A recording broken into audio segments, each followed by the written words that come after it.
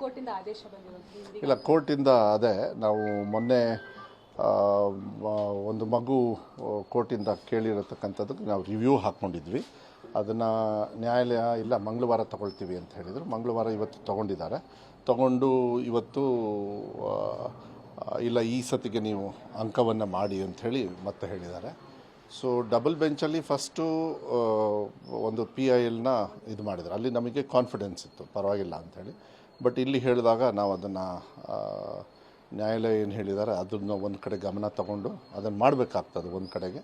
ಮತ್ತು ಇನ್ನೊಂದು ಕಡೆಗೆ ಮನೆ ಮುಖ್ಯಮಂತ್ರಿಗಳಿಗೂ ಕೂಡ ನಾನು ಇವತ್ತಾಗಲೇ ಇಲಾಖೆ ವತಿಯಿಂದ ಅಪ್ಡೇಟ್ ಮಾಡಿ ನಾಳೆ ಸಾಯಂಕಾಲ ಒಂದು ಡಿಸ್ಕಸ್ ಮಾಡಿ ನಮ್ಮದು ಎಲ್ಲ ಬೇರೆ ಬೇರೆ ಸಿಚುವೇಶನ್ಸ್ ಇದೆ. ಯಾಕಂದರೆ ಕನ್ನಡದ ಪರವಾಗಿ ನಾವು ಮಾಡಬೇಕು ಅಂಥೇಳಿ, ನಮ್ಮ ಮಕ್ಕಳಿಗೆ ಒತ್ತಡ ಬರಬಾರ್ದು ಅಂಥೇಳಿ ನಿಟ್ಟಿನ ಮೇಲೆ ನಾವು ಮಾಡಿರ್ತಕ್ಕಂಥದ್ದು. ಈಗ ಮಾನ್ಯ ಮುಖ್ಯಮಂತ್ರಿಗಳು ಅವರಿಗೆ ಜನರಲಾಗಿ ಬ್ರೀಫಿಂಗ್ ಮಾಡಿದೆ. ನಾಳೆ ಸಾಯಂಕಾಲ ಮಾತಾಡಿ ನೆಕ್ಸ್ಟ್ ಏನು ಅಂಥೇಳಿ ನಾವು ಮುಂದಿನ ದಿನಗಳಲ್ಲಿ ಅನೌನ್ಸ್ ಮಾಡ್ತೇವೆ. ಇಲ್ಲ, ಏನಿಲ್ಲ, ರಿಸಲ್ಟ್ ಎಲ್ಲ ಕರೆಕ್ಟಾಗಿರ್ತದೆ. ಒಂದು ದಿವಸ ಹೆಚ್ಚು ಕಮ್ಮಿ ಅಷ್ಟೇ. ಒಂದು ದಿವಸ ಅಂದರೆ ನಾವು 24 ಅಂತ ಹೇಳಿದ್ವಿ. PUCನೂ ಕೂಡ 7ನೇ ತಾರೀಕು ಇರೋದು 9ನೇ ತಾರೀಕು ಮಾಡಿದ್ವಿ. ಮೋಸ್ಟ್ಲಿ ಇದೇನು ಅಂತ ಏನು ಲೇಟ್ ಏನಾಗೋದಿಲ್ಲ, ಇನ್ನು ಮುಂಚೆನೇ ಮುಗಿಸ್ತಕ್ಕಂಥ ವ್ಯವಸ್ಥೆ. ಏನಿಲ್ಲ, ನೀವೇನು ಇದನ್ನು ಭಯಪಡೋದೇನು ಬೇಡ. ಒಳ್ಳೆ ರಿಸಲ್ಟ್ ಬರ್ತದೆ. ಮತ್ತು 100% ಲೇಟ್ ಮಾಡೋದಿಲ್ಲ. ಮಕ್ಕಳಿಗೆ ಆ ಟೆನ್ಷನಲ್ಲಿ ಇಡೋದೇ ಇಲ್ಲ.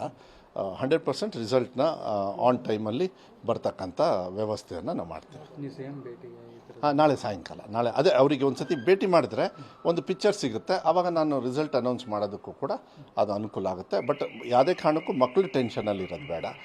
ರಿಸಲ್ಟ್ನ ಬೇಗ, ನನ್ನ ಡ್ಯೂಟಿನ ಕನ್ನಡದ ಪರವಾಗಿ ನಾವು ಏನು ಡ್ಯೂಟಿ ಮಾಡಬೇಕಾಯಿತು ನಾವು ಮಾಡಿದ್ದೀವಿ. ಆದರೆ ನ್ಯಾಯಾಲಯ ಈ ಥರ ತೀರ್ಮಾನ ತಗೊಂಡಾಗ ನಾನು ಕೂಡ ಅದಕ್ಕೆ ಗೌರವ ಕೊಡಬೇಕಾಗತ್ತೆ. ಬಟ್ ನೋಡೋಣ, ಮಾನ್ಯ ಮುಖ್ಯಮಂತ್ರಿಗಳಿಗೆ AG ಅವರು ಕೂಡ ಇರ್ತಾರೆ, ನಮ್ಮ ಡಿಪಾರ್ಟ್ಮೆಂಟ್ ಅವರು ಇರ್ತಾರೆ. ಮುಂದಿನ ನಡೆನ ನಾಳೆನೇ ತೀರ್ಮಾನ ಮಾಡಿ ಪಟ್ಟಂತಲ್ಲಿ ಮುಗಿಸ್ಬಿಡ್ತೀವಿ. ಮತ್ತೆ ಯಾಕೆಂದರೆ ಡಿಲೇ ಆದ ಕಾರಣಕ್ಕೂ ಮಾಡೋದಿಲ್ಲ.